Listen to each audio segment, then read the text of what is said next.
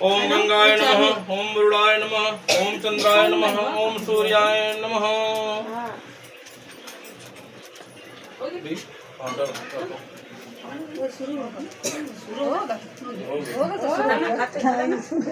ये डाला